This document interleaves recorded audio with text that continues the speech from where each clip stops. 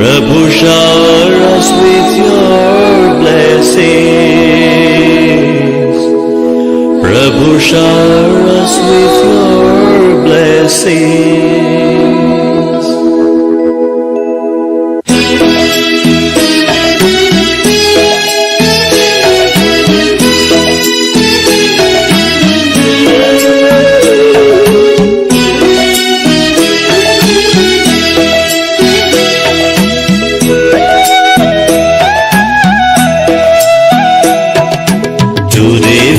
That the Almighty, Prabhu, we are your devotees. We glorify you from deep within. Shower us with your blessings. Prabhu, shower us with your blessings. Prabhu, shower us with your blessings.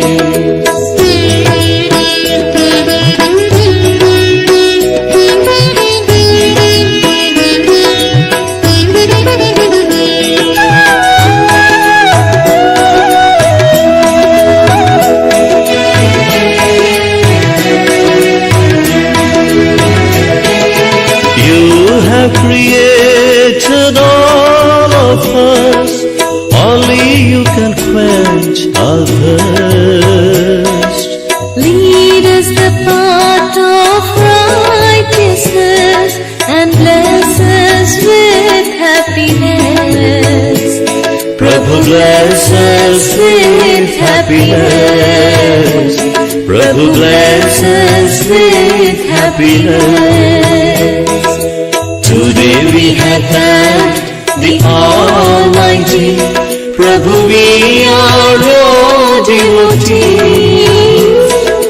We glorify you from deep within. Shower us with your blessings. Prabhu, shower us with your blessings. Prabhu, shower us with your blessings.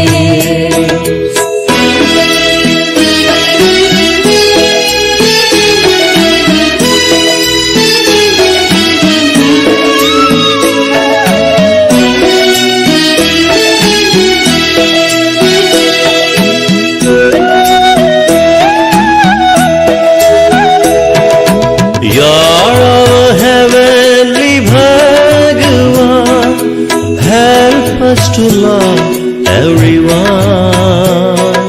Rid our hearts of jealousy and let us always be your devotees. Prabhu, let us always be your devotees.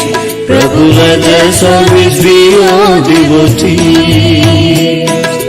Today we have thanked the Almighty.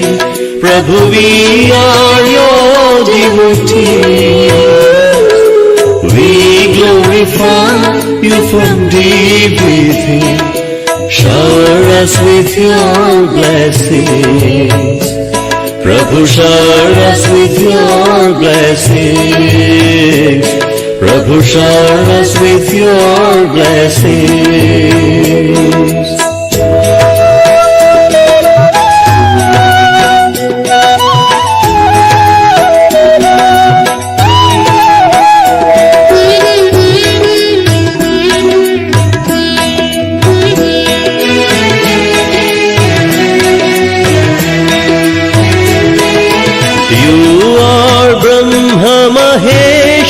Vishnu, your love is pure and true.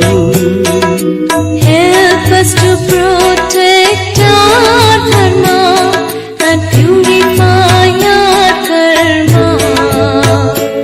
Prabhu, purify our karma.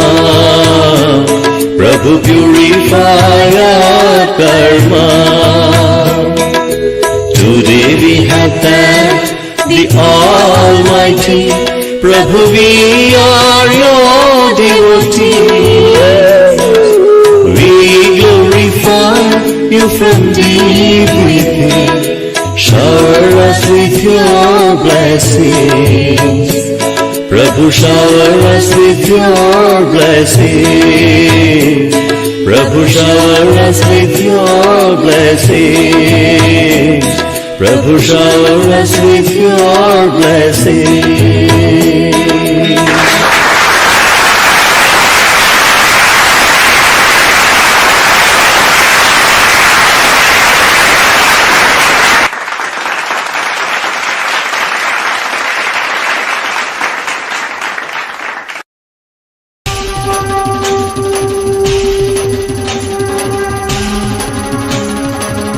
ईश्वर पुत्र आदिश्री अरुण, तेरा ब्रह्म ज्ञान व्यापक था, व्यापक है, व्यापक रहे।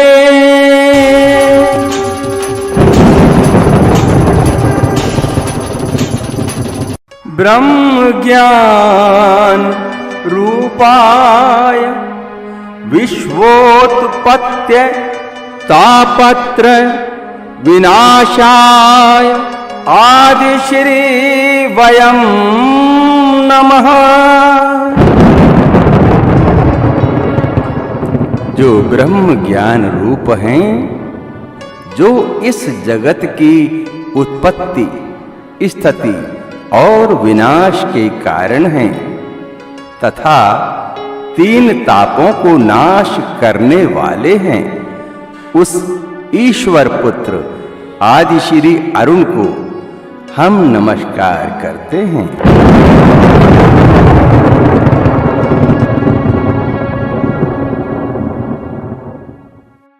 हे ईश्वर पुत्र आदिश्री अरुण, काल प्रशासन की प्रेरणा से मैं आपसे मंत्रणा करने आई हूँ। O son of God Aadishri Arun, I have come to consult you with the inspiration of Kal administration. हे देवी, मंत्रणा कक्ष में आपका स्वागत है। हे देवी, welcome to the consultation room. अब आपको आज से ही कली पुरुष से टक्कर लेने के लिए तैयारी शुरू कर देनी चाहिए, इसीलिए मैं आपकी सेवा में आई हूँ। अब आप कली पुरुष तथा उनके प्रतिनिधि का विनाश करने के लिए अपने योद्धाओं को आदेश दीजिए। अब आप लोगों को उपदेश देने में समय को बर्बाद नहीं कीजिए। Now you should start preparing to compete with Kali Purush from today itself. That's why I have come to your service. Now you order your warriors to destroy Kali Purush and his representative. Now don't waste your time giving instructions to people. आपने काल प्रशासन के द्वारा निर्धारित किए गए समय से मुझको अवगत कराया है, यह तो बहुत अच्छी बात है। लोगों को उपदेश करने में समय की बर्बादी नहीं हो रही है। मेरा यह अवतार संपूर्ण प्रेम का अवतार है। यह समय तो मुझे मेरे भक्तों के बीच प्रेम लीला का है, जिसमें लोगों को महसूस करवाना है कि सबसे पहले ईश्वर ने मनुष्य से प्यार किया, मनुष्य ने नहीं, मनुष्य तो बाद में प्यार किया। पूरा जगत ही उनके प्रेम के आकर्षण का परिणाम है। You have made me aware of the time fixed by the Kal administration. It is a very good thing. There is no wastage of time in preaching to the people. This incarnation of mine is embodiment of perfect love. This is the time for me to play love among my devotees, in which I have to make people realize that first of all God loved man and not man. The whole world is the result of the attraction of this love. परंतु आज की राजनीति में उसका प्रयोजन क्या है?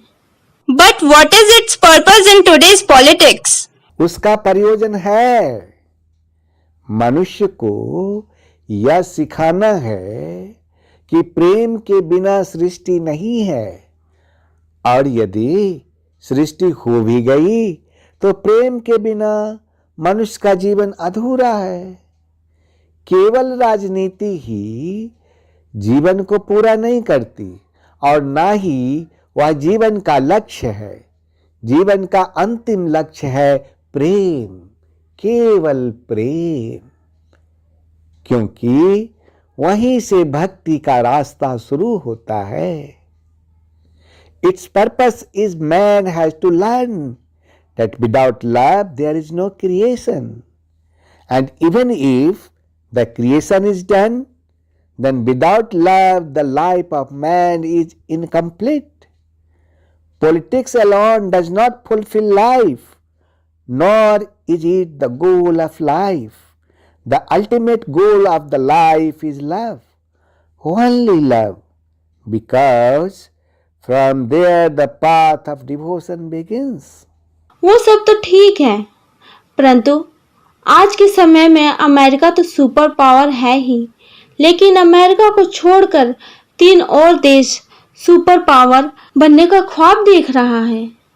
आज की राजनीति ये कहती है कि अनेकों परमाणु बम से विकसित शक्तिशाली कई देश हैं जिस पर कली पुरुष के प्रतिनिधि का शासन है।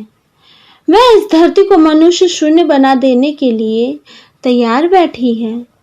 वह देश इस धरती को मनुष्य विहीन कर दे, उससे पहले इस शक्तियों को नष्ट कर देना चाहिए। That's all fine, but in today's time, America is a superpower. But except America, 3 more countries are dreaming of becoming a superpower. Today's politics says that there are many powerful countries developed with many atomic bombs which are ruled by the representative of Kali Purush. She is sitting ready to make this earth human void. These powers should be destroyed before those countries make this earth humanless. उसका समय आने तो दीजिए। Let this time come. पर वो समय कब आएगा ईश्वर पुत्र? But when will that time come, Son of God? आने ही वाला है, परंतु अभी नहीं। अभी तो ईश्वर पुत्र आदिश्री के संपूर्ण प्रेम लीला का समय है। विनाश का लीला आरंभ करने से पहले ईश्वर पुत्र आदिश्री अरुण मनुष्यों को यह संदेश देना चाहता है कि अंततः केवल प्रेम ही सृष्टि का आधार है और प्रेम ही जगत का सार है। It's about to come, but not now. Now is the time for the complete love leela of Son of God Aadishri Arun. Before starting the leela of destruction, the Son of God Aadishri Arun wants to give this message to the human beings, that ultimately love is the basis of the creation and love is the essence of the world. प्रेम ही सब वेदों का सार, प्रेम ही सब वेदों का सार। आदिश्री की परम कृपा से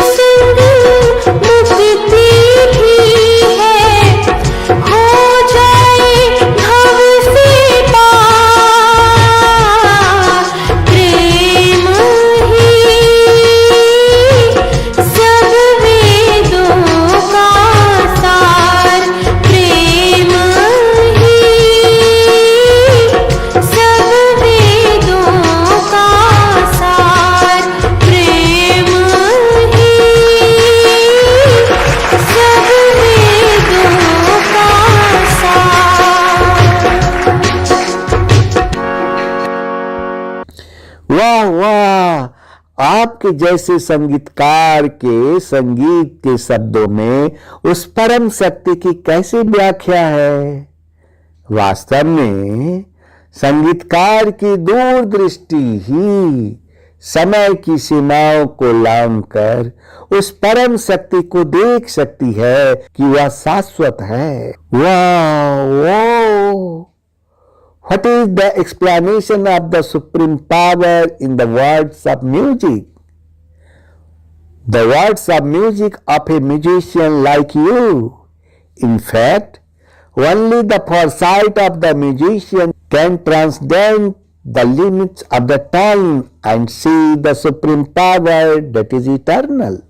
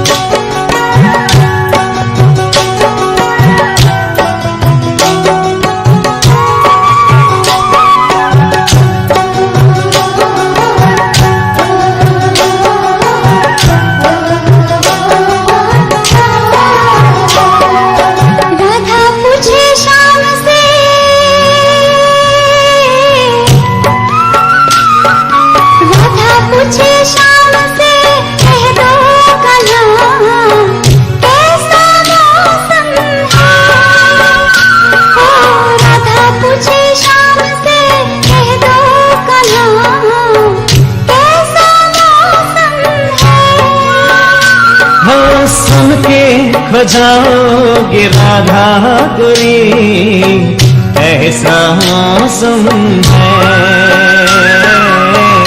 ऐसा मौसम है।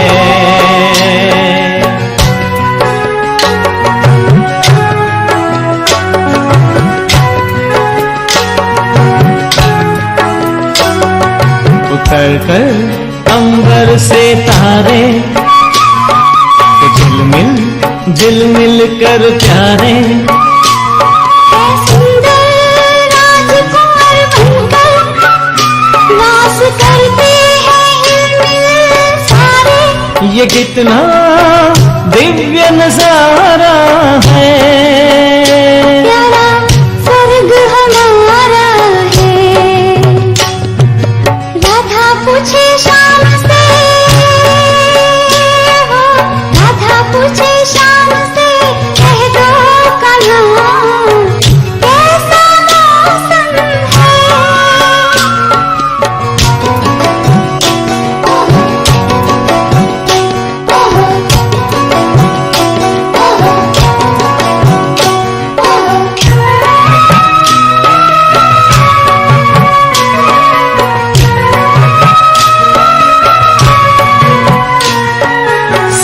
जैसे दिन और चांद जैसी रात हैं, सोने जैसे दिन और चांद जैसी रात हैं, हीरो के महल पे जवाहर की बरसात। सोने जैसे दिन और चांद जैसी रात हैं, सोने जैसे दिन और चांद जैसी रात हैं, हीरो के महल पे जवाहर की बरसात। सिर पर मोर मुकुट धारे, बेकल कल जमुना किनारे। है सुंदर राजकुंवर बनकर रास करते हैं हिलमिल सारे। सोने जैसे दिन और चांद जैसी रात हैं, सोने जैसे दिन और चांद जैसी रात हैं, हीरो के महल पे जवाहर की बरसात। सोने जैसे दिन और चांद जैसी रात हैं, सोने जैसे दिन और चांद जैसी रात हैं, हीरो के महल पे जवाहर की बरसात। सिर पर मोर मुकुट धारे, बेकल कल जमुना किनारे। है सुंदर राजकुंवर बनकर रास करते हैं हिलमिल सारे। सुन के खो जाओगे राधा गोरी, ऐसा मौसम है।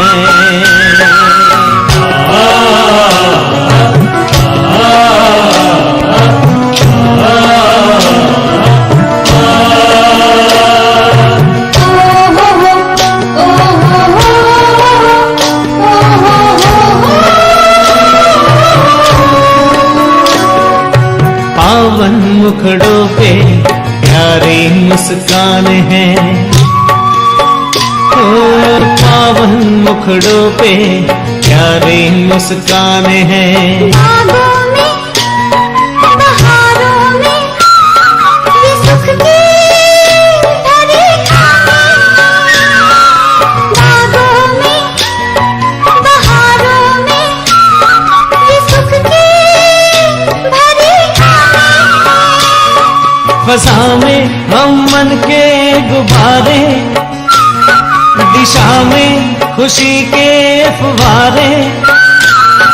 है सुंदर राजकुंवर बनकर रास करते हैं हिलमिल सारे। ओ राधा पूछे शाम से, हो राधा पूछे शाम से, कह दो कन्हा कैसा मौसम है।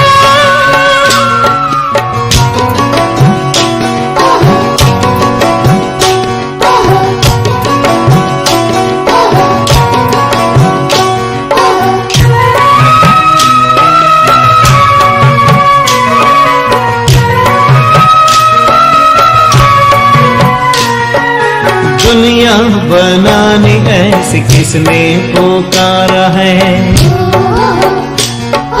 दुनिया बनानी ऐसी किसने पुकारा है। बेहद गगन हो जैसे मिलता इशारा है। सुखद संकल्प यही धारे, नयन वही नवयुग निहारे। है देवी राजकुंवर बनकर रास करते हैं हिलमिल सारे। ओ राधा पूछे शाम से, कह दो कन्हा कैसा मौसम है। ओ राधा पूछे शाम से, कह दो कन्हा कैसा मौसम है। हो सुन के खो जाओगे राधा गोरी, ऐसा मौसम है। ओ ऐसा मौसम है, ऐसा ऐसा मौसम है, ऐसा मौसम है, ऐसा मौसम है, ऐसा मौसम है, ऐसा मौसम है, ऐसा मौसम है। कौन था ये? कोई दिव्य शक्ति थी, महाशक्ति।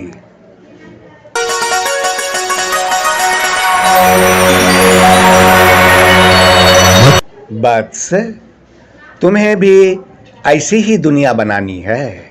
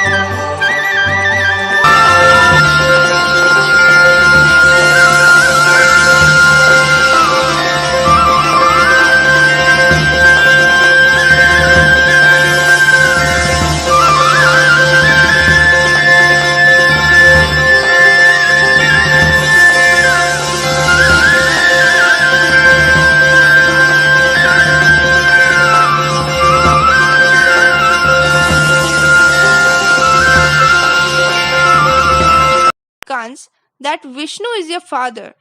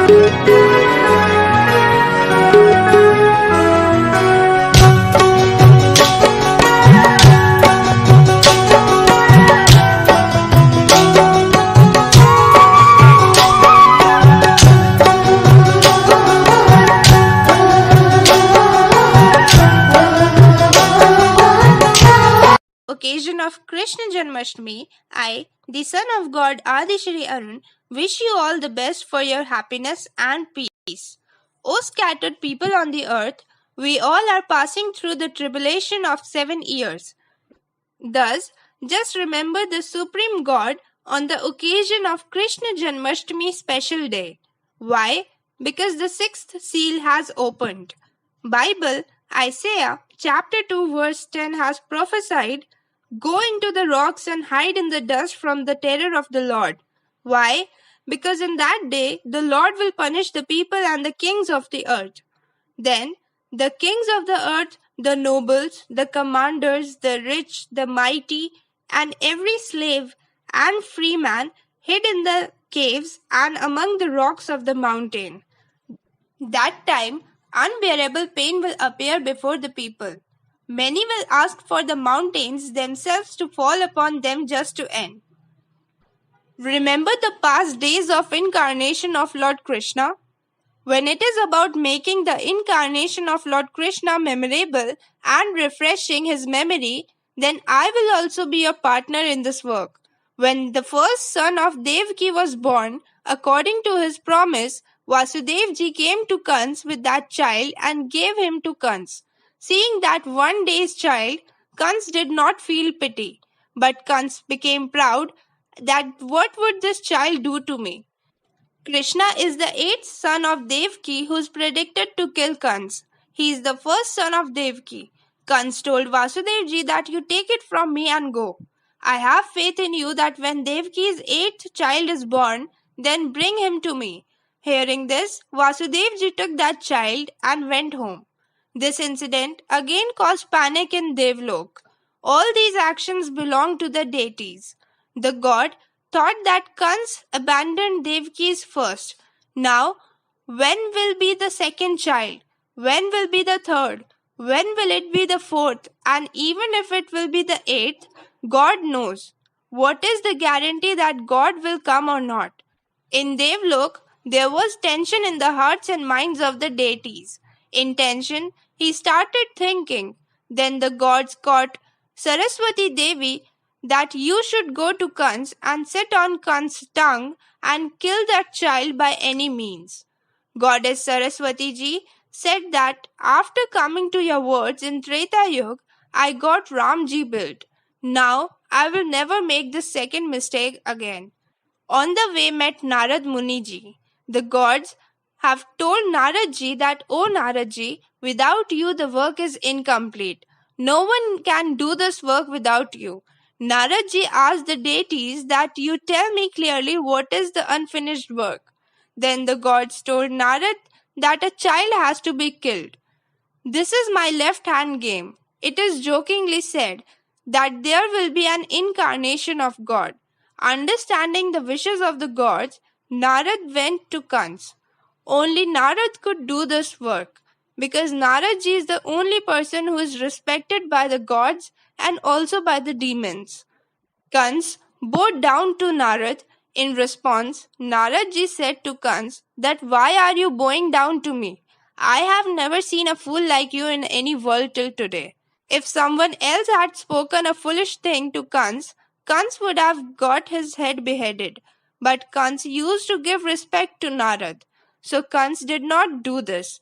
When Narad ji said that I have not seen a fool like you in any world, Kans says, what a fool! Narad said that, why did you leave that child? Kans replied that, O Narad Muni, he was the first son of Devki and Akashvani was the eighth son. Narad ji told Kans that Vishnu is your father. When Vishnu can appear after breaking the pillar, then why are you going numbers?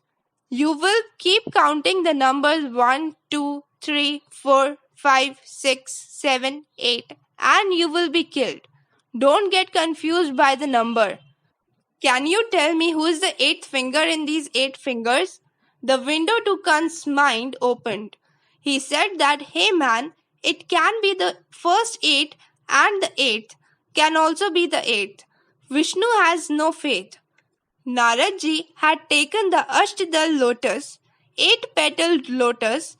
Narad ji showed the lotus to Kans and said to him, come on, tell me which is the 8th petal in it. What does rounding count? First, second, third, fourth. Now the fear of death began to shine in front of Kans' eyes, not the tube light. Kans said that, I have made a big mistake.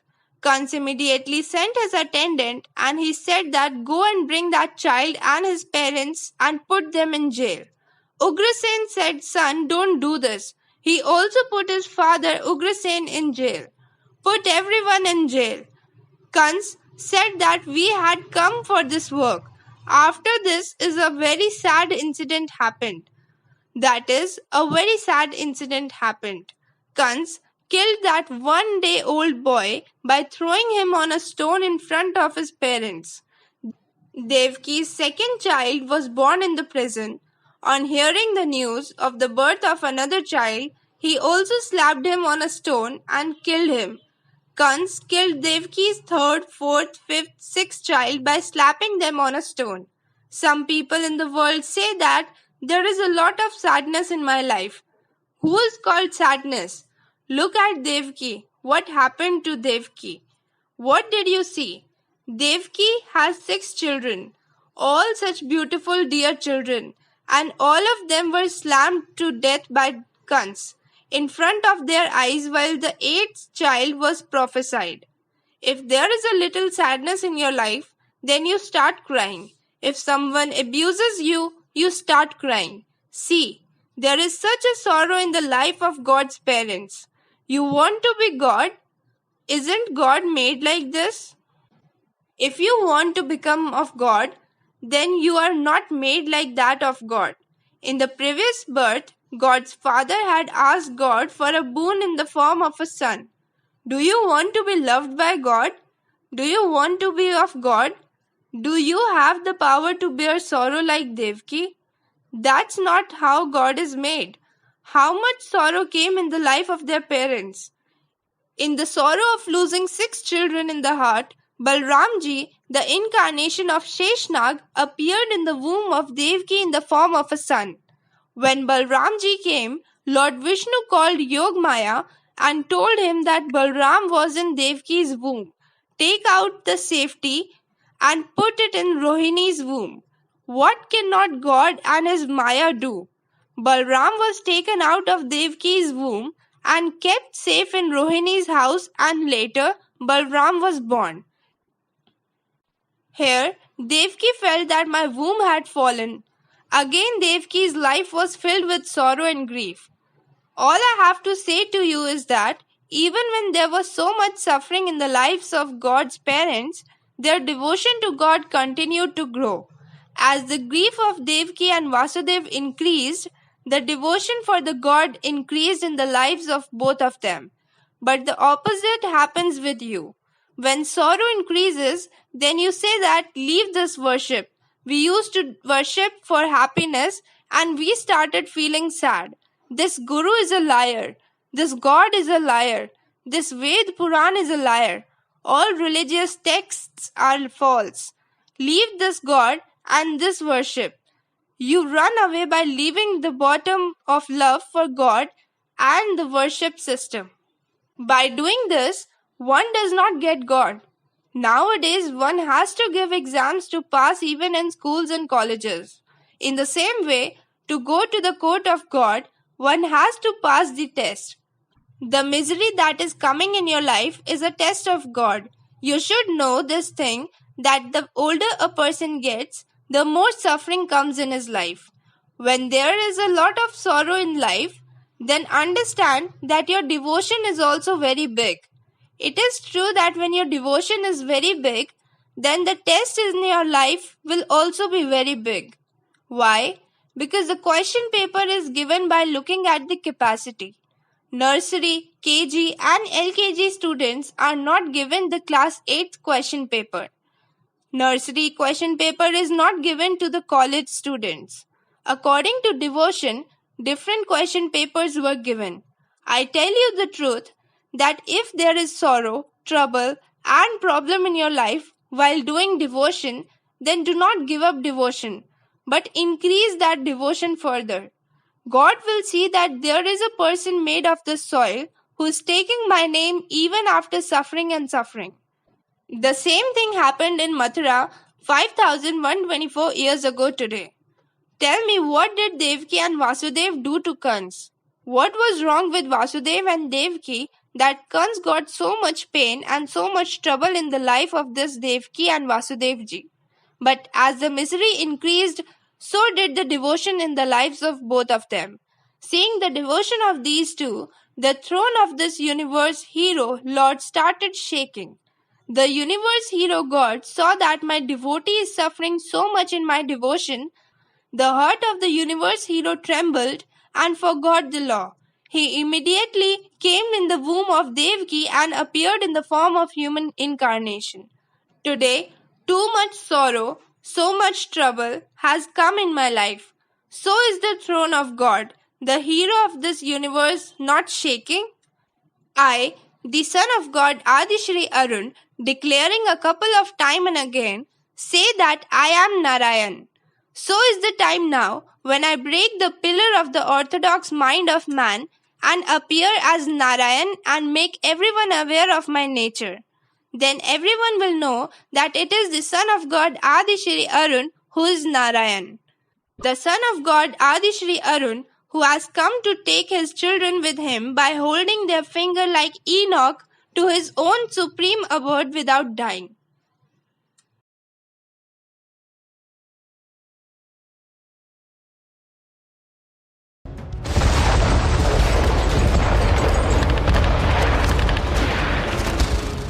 On the occasion of Krishna Janmashtami, son of God Aadishri Arun warned the whole world and says to you that, "O man, just imagine the global destructive war to whom I am giving warning.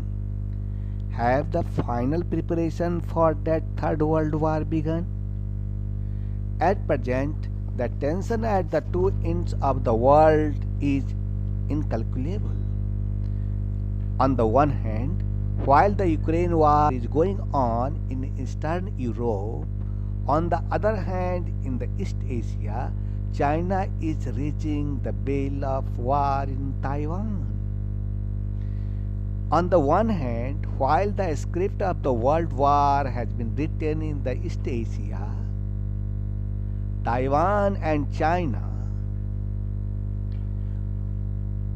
On the other hand, the NATO country leading the US has taken the responsibility of its security. And especially China and Russia has become main enemy of America. Now the question arises whether the nuclear bomb is going to explode again after 77 years. Preparations have been made for nuclear destruction from sea to sky. Superpower is the main base of its fence. Before knowing anything further, know who are in the favor of America and Russia.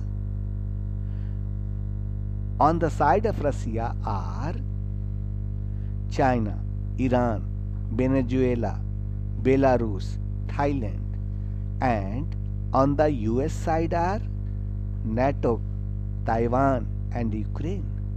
The preparation from the both sides is tremendous. By sending his representative all over the world, Kalipurus has kept the people on the whole earth under his control.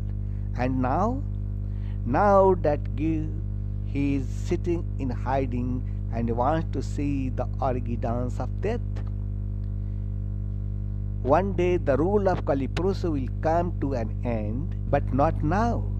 Today, on Thursday, that is on 18th August 2022, I, the son of God Aadishri Arun, challenges the Kalipurus and said that the one who ends his rule has come on this earth and he is none other than Son of God, Lord Kalki, and 9 men having long life.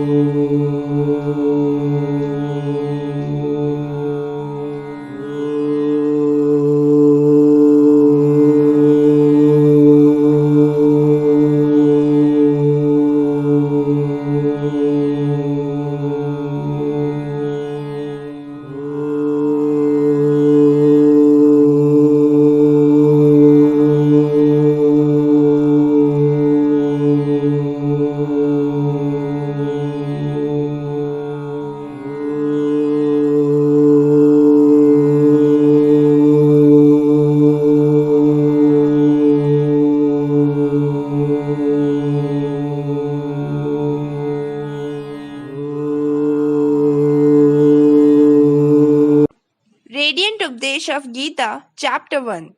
O scattered people on the earth, I, the Son of God Aadishri Arun, today presenting to you a real explanation of Radiant Updesh of Gita. What is special in Gita?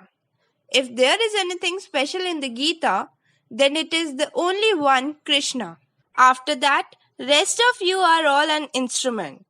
Today, what knowledge I, the Son of God Aadishri Arun, will give you, this knowledge will show you the way in today's times, and you will be able to understand the Gita easily, and you will be able to use it in your day-to-day practical life. Oh man, Gita is the answer to every question of the people of the world. There is no such question related to life which is not given in the Gita. Do you have any doubts, fear, worries, sorrow, emotion, any kind of feelings, or any confusion in your heart and mind? The only answer to all is the Gita. Instead of Arjun in the Gita, consider yourself to be an Arjun, because Arjun's every doubt, his every fear, every problem is your problem too. And the solution to every problem is Sri Krishna. Consider Krishna not only as the charioteer but also consider him as the charioteer of life. If you walk according to what he said, I say with confidence that you will easily overcome all the troubles. So come, now I, the Son of God, Aadishri Arun, take you in the journey of Radiant Updesh of Gita, Chapter 1, that is called Arjun Vishad Yoga. The first chapter of the Gita is Arjun Vishad Yoga. Here it begins with the questions of Dhritarashtra. He wants to know what is happening in the war. What is his son Duryodhan and his army doing? And at the same time, it has also been a matter of knowing what the army of Pandu's son is doing. After that, there is a description of the heroes of both the armies. Then comes Arjun's nostalgia. That is, Arjun's sorrow, Arjun's problem, and his religion crisis. So come, listen now, Arjun Vishad Yoga. Dhritarashtra asks Sanjay, that what are his sons and the sons of Pandu who have gathered with the desire to fight in the land of Dharma, Kurukshetra, doing? Dhritarashtra wants to know what is happening on the battlefield. Dhritarashtra is blind. He cannot see, but they are blind only to the eyes, not of the mind and brain. He knew that he was not with religion, because religion exists where Sri Krishna was. In his son's attachment, he chose war over peace. But he also knows that this war will not be as easy. Remember that when you are making a mistake in your life, you must be feeling that the result of your actions will not be good. Exactly the same is happening with Dhritarashtra. He too seems to be surrounded by the same fear and apprehension. Describing the view from Sanjay's eyes, he tells Dhritarashtra, O Rajan, Duryodhan is looking at the army of Pandavas and goes and tells this to Guru Dronacharya. Sanjay had attained divine vision. He could see the battle even when he was away from the battlefield. What Sanjay was seeing, he was telling the same thing to Dhritarashtra. In this, he was not saying anything from his side. He was telling the condition of the war only with his eyes. It was amazing of Sanjay's divine vision that today you are getting to hear the Gita. O Acharya, Drupad's son Drishtadum is your disciple only. Drishtadum has made this wonderful trap of Pandu's son's army. Trap composition means the particular way in which the warriors of the army are standing. A trap so that it is impossible to enter the middle of the army. Even if someone succeeds in entering it, he can never come out. Oh man, when you see the enemy or problem, it will appear to you very big and formidable.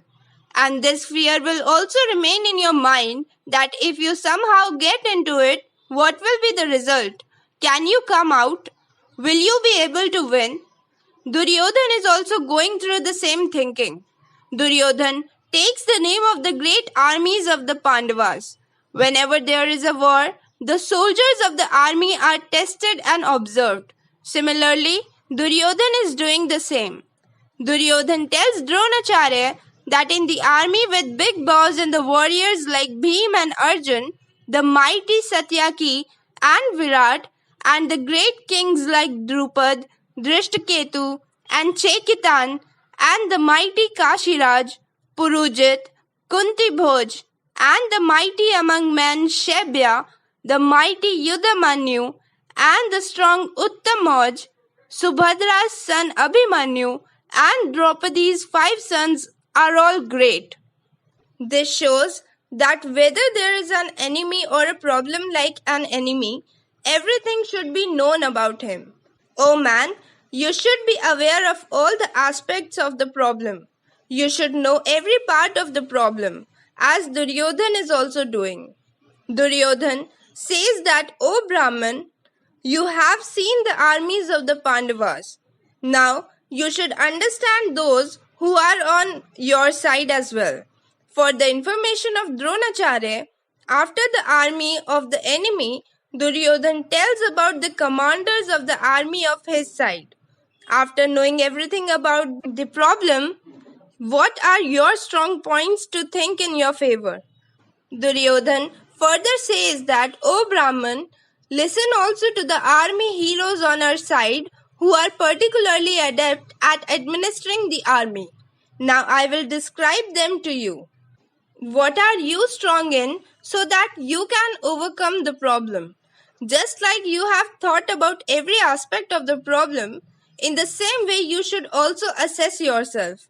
First of all, know about you, Dronacharya, and grandfather Bhishma, and Karn, and Sangram Vijay Kripacharya, and likewise about Ashwathama, Vikarn, and Bhurishrav, the son of Somdat.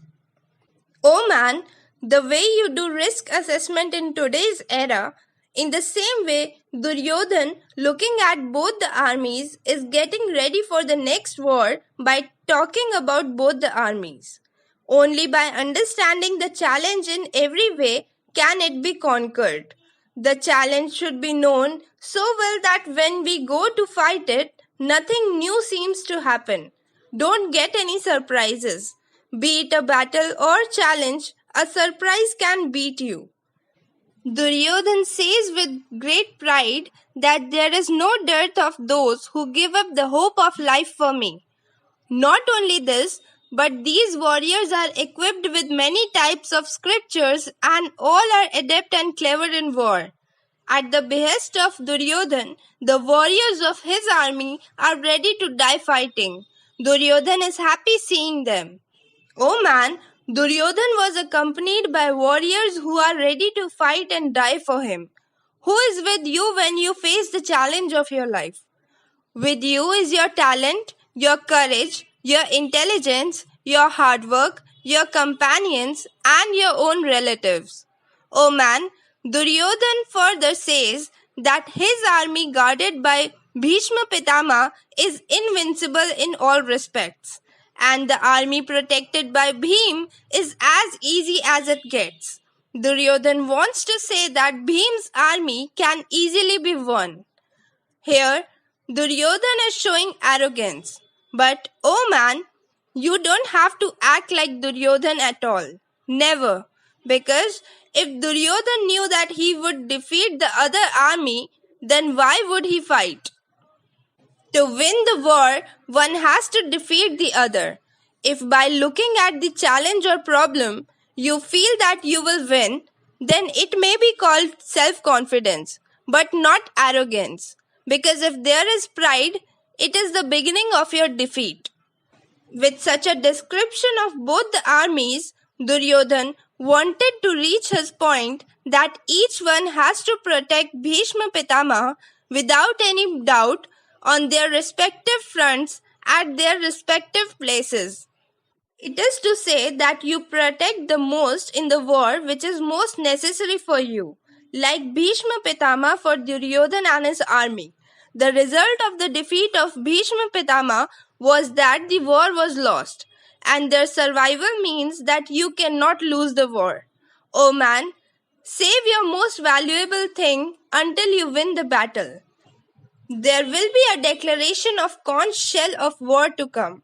Bhishma Pitama, the eldest of the Kauravas, the oldest, the most majestic, roared in a loud voice like the roar of a lion and blew such a conch that happiness arose in Duryodhan's heart. To win the war, you have to create an atmosphere in your favor. We also have to assure ourselves that we are capable of winning the war. That is what Bhishma Pitama did, and we should do the same. War is not pleasant. No one gets benefit from war.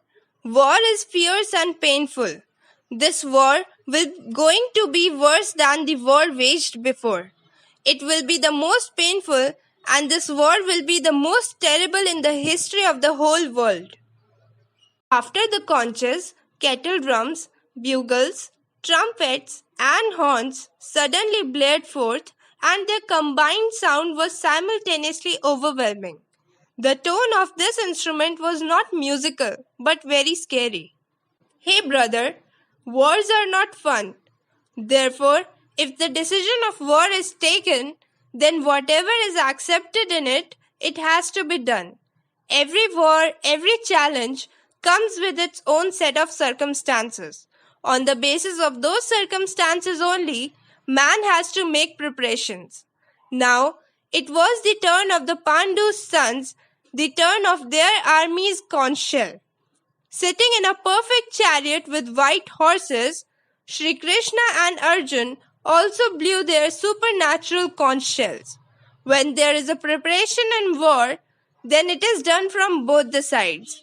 Each side gives confidence to itself and its army in the hope of its victory. In today's time, if you think about the analogy of blowing conch shell for yourself, then it may be that you can do anything that encourages you. The name of Shri Krishna's conch is Panchjanya. The name of Arjun's conch is Devdutt. And the Bhim, who had terrible deeds, blew his great conch called Pondra.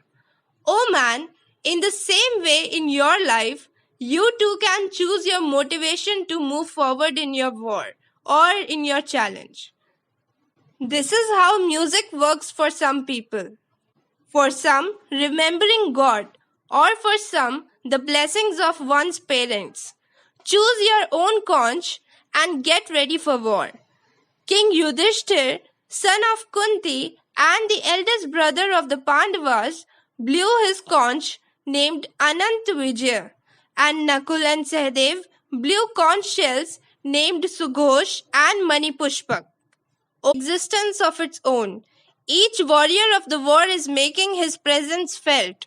The great archer Kashiraj, the supreme warrior Shikhandi, Drishtadum, Virat, the invincible Satyaki, Drupad, the sons of Draupadi, and the great armed son of Subhadra, Abhimanyu. Sanjay tells Dhritarashtra, O king, everyone blew their conch shell separately from their side. Oh man, the war of Mahabharat was such in which the biggest warriors were participating.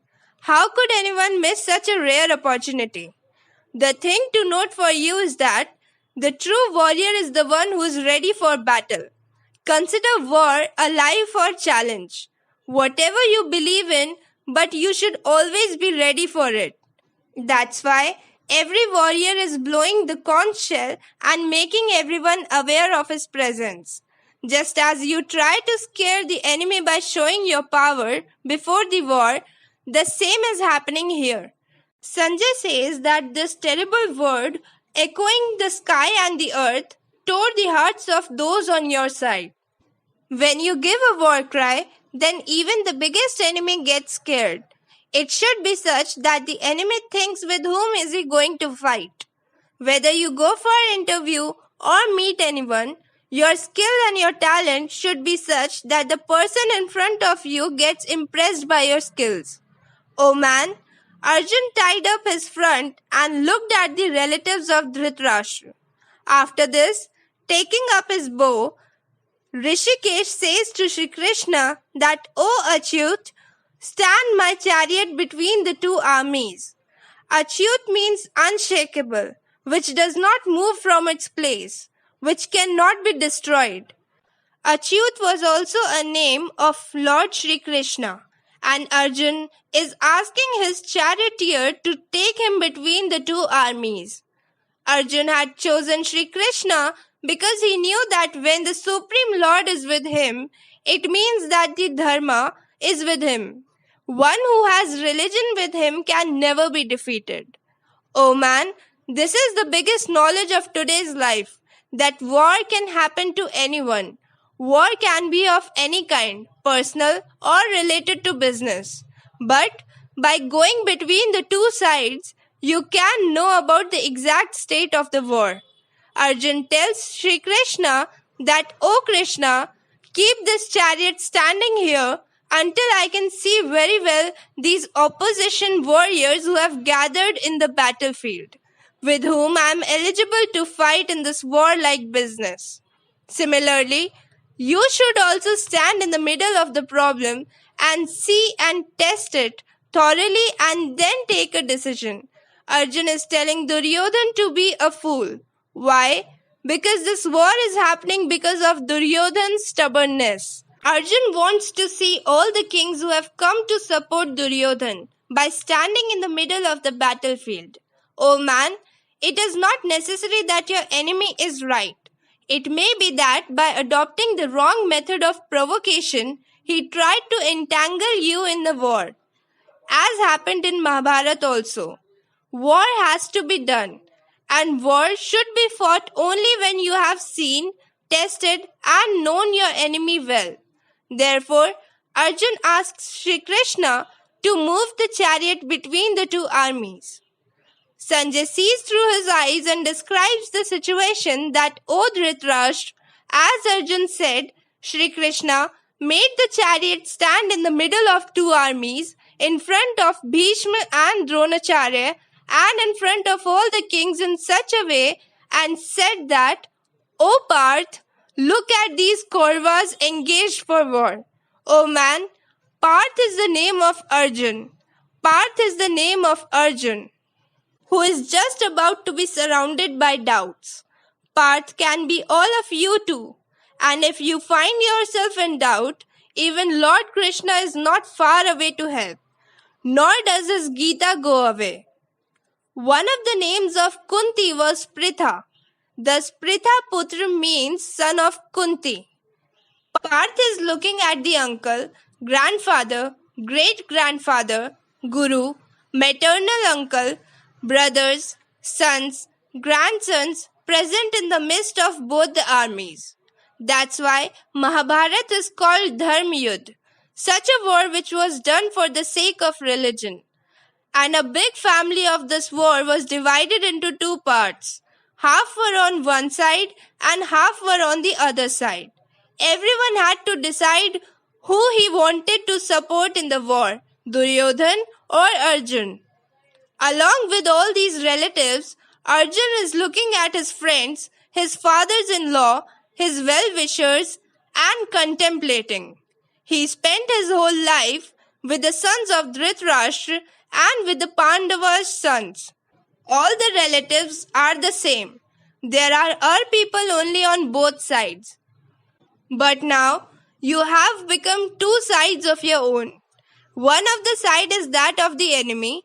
Arjun had no fight with everyone. But now they are his enemies in the war. And now Arjun has to fight with them. Very close to Arjun are standing ready to fight with their Arjun. But seeing all those brothers present on the enemy side, Arjun, the son of Kunti, is immersed in great compassion and mourning and saying to Sri Krishna, "From here begins the mourning of Arjun, the sadness of Arjun for which the entire Gita was composed." For guidance, Lord Krishna had to create a composition that would inspire everyone to follow the right path forever and ever.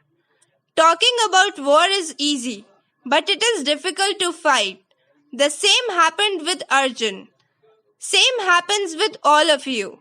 Lord Krishna resolves such doubts through Gita. Seeing the relatives of these kinsmen who are fighting in the battlefield, my limbs are getting loose, as if there is no energy left in the limbs, and the mouth is getting dry, and my body is vibrating.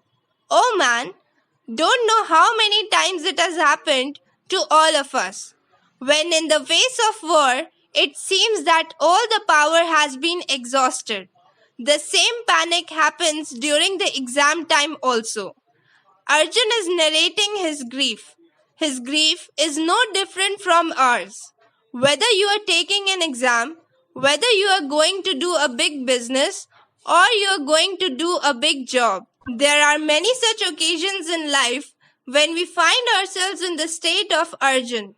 Looks like we don't deserve war. We can't even fight. The Gandiv bow is falling from Arjun's hand and the skin is also burning a lot and his mind is getting confused. Therefore, Arjun is not even able to stand. Arjun is depressed while he is the greatest warrior of the whole world. Before the battle, if you find yourself trembling, your mouth drying at that time, then you will definitely feel that you are going to lose the battle. The world seems to be coming to an end. It feels darkness all around. In times like these, we need a guide. That's why Arjun says, "O Keshav, I am seeing the symptoms adverse as well, and I do not see any welfare by killing my relatives in the war. That is, what will be the benefit to me by taking the life of my loved ones?" Arjun makes the point clear. Everything seems in vain when in fear. Arjun says that, "O Krishna, I want neither victory nor kingdom, nor do I want happiness. O Govind, what is the purpose of such a kingdom for us? Or what is the benefit of such enjoyments and from life?" In this melancholy, in doubt, in fear or panic, Arjun is ready to give up everything. He is ready to give up everything. He does not want happiness, enjoyment, and anything from the state. Arjun is so frightened and scared that he wants to avoid this war that is going to happen at this time by putting away all the happiness of the world. You also have to recognize these symptoms so that in such a state, you also do what Lord Shri Krishna will tell you. Arjun said that for whom we have desired state, enjoyment, and happiness, they are standing in the war renouncing all the hope of wealth and life. Oh man, just think that every war of life, every work we do for our loved ones, all the work, all the benefits, all the happiness, peace, running and running are only for our loved ones. And over here we have to kill our people only. What could be a bigger problem than this? They are there to kill you and you have to kill them. What is the use of such a world? This is the confusion in the mind of Arjun. Standing in front of Arjun are his gurus, uncles, boys, and likewise grandfathers, maternal uncles, fathers-in-law, grandsons, brothers-in-law, and many other relatives. Arjun is identifying every relative very closely and is also telling them by identification. If you decide to fight, then can you say that I will kill this enemy and not the other?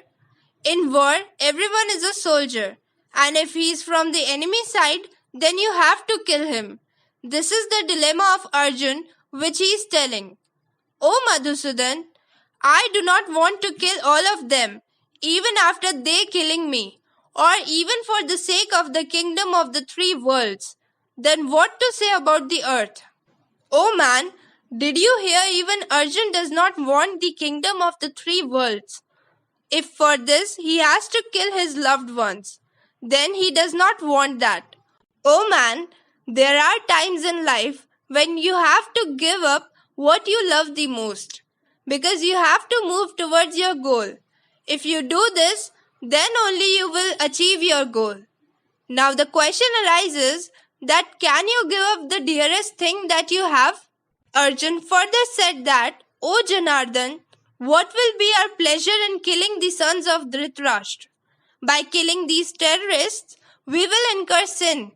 Of what will we be happy then? By killing these terrorists, we will incur sin. Will we not? Even if there are terrorists and big people in the enemy side, but they are ours. By killing loved ones and giving sorrow to others, only sin can be attained, if not virtue. It was the result of the greed of the Kuru sons that the brothers are standing face to face to kill each other. Oh man, greed never does anyone any good. It was not to happen even in Mahabharata. As much as one side had to win, then the other side had to be killed. Can you get happiness by killing your family members? That's why Mahabharata is called Dharma Yudh. What will you do when such a religious crisis is present? Arjun asks God, O Madhav, we are not worthy to kill the sons of Dhritarashtra. Why? Because how will we be happy by killing our family members? Oh man, whenever such situation comes in front of you, in which due to greed there is a dispute or quarrel, then with a cold mind think about this condition of Arjun. Oh man, your enemy is ready to commit any kind of sin, but you think that something which is unfair, wrong should not be done. These people, corrupted by greed, do not see the sin arising out of the destruction of the clan and the sin in opposing friends. O Janardhan, those who know the fault arising out of the destruction of the clan can get away from this sin. Why shouldn't we consider getting away from this sin? The enemy is doing wrong. He doesn't understand this, but we understand. As a wise man, shouldn't we put off from the war? But if you withdraw from the war, it will be considered your defeat. Are you ready for that? Where the family perishes, there is nothing left. The destruction of the clan means that everything has to perish. Arjun is trapped in such a situation. He says that on the destruction of the clan, the eternal clan dharma and tradition perish. When religion is destroyed, sin also spreads greatly in the entire family. And in this way, the rest of the family also gets involved in the unrighteousness.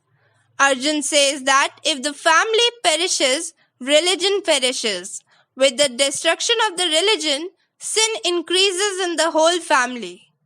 It is the family that keeps you attached to your roots, your qualities, your ideals. As soon as it ends, sin starts increasing everywhere in the society.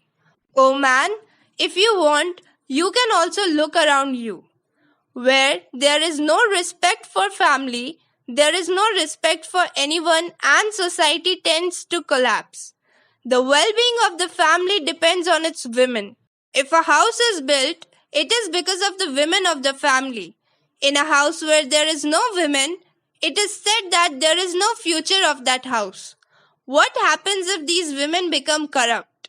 Arjun says that, O Krishna, due to the excess of sin, the women of the family become highly polluted, and when the women become contaminated, the Varna hybrid arises. Here, Varna Sankar means that when the child is born by mixing the wrong Varnas in wrong ways without respecting the Varna or the society, it destroys everything. Therefore, the rules of the society are made very carefully. Therefore, no man should break the rules made for thousands of years without thinking. Arjun tells Lord Krishna in relation to this matter that Varna Sankar is meant to take the family members and the clan to hell, deprived of the action of pind and water donation, that is, their ancestors who are deprived of Shrad and Tarpan also get degraded. Arjun said that the eternal clan religion and the caste religion of the Kulgatis are destroyed by the Varna hybrid Karak faults. Where there is hybrid of Varnas, there the destruction of religion is certain. Because of the Varna Sankar, as told by Arjun, the religion of a clan is destroyed and the religion of the caste also perishes. When someone will not follow his religion, will not fulfill his duty, if the society does not obey the rules by doing its own arbitrariness, then how will the society remain a society? The name of society is of laws and laws, where we can live together without any fear with respect. O Janardhan, whose family religion has been destroyed, such a person lives in hell indefinitely. You guys have been hearing this. At the time of Mahabharata, the belief of the clan was so much that if someone's clan was destroyed, then it used to be thought that now it will remain in hell forever. Therefore, protecting the clan, saving its honor, naming it was considered a very big thing. Not only Arjun, but I also have heard that those who do not respect religion, clan, they go straight to hell. You can also consider it in such a way that where there is no religion, the place itself becomes hell. Arjun is further blaming himself and says, Oh, even though we are intelligent, we are ready to commit great sins. We have agreed to kill each other out of greed for the kingdom and happiness. O man, however Duryodhan is, whatever decision he took, but Arjun and his army are intelligent. So is it good for them? A fool's sin may be forgiven, but a lot is expected from a wise man. So if a wise man is ready for the war, will he be forgiven for his mistake? Arjun feels no, will not get it at all. O man, close your eyes and think about someone whom you like the most, who is yours, in whose lap you played, with whom you played, whether they are older or younger than you. Will you be able to kill him? It would be better for you to kill yourself by his hands. Arjun says the same thing, that if the sons of Dhritarashtra with weapons in their hand kill me without weapons and does not face it, then the death will also be a more beneficial factor for me. Sanjay, who is describing Dhritarashtra with the eyes of this great war, says that, O Dhritarashtra, having said this in the battlefield, Arjun, who was troubled by grief, left the bow with his arrow and sat in the back of the chariot. Oh man, this was the first chapter of Radiant Updesh of Gita. In this chapter, the problems are described and the glorification of attachment, due to which Arjun is very much disturbed by grief by keeping the bow down. But in the next chapter, that is in chapter 2, I, the son of God Aadishri Arun, will tell you how you should fight the Dharma Yudh or righteous war, and how you will come out of the maze of your problems. Now, next Thursday, I will come again in front of you with the second chapter of Radiant Updesh of Gita. Till then, you wait. Thank you.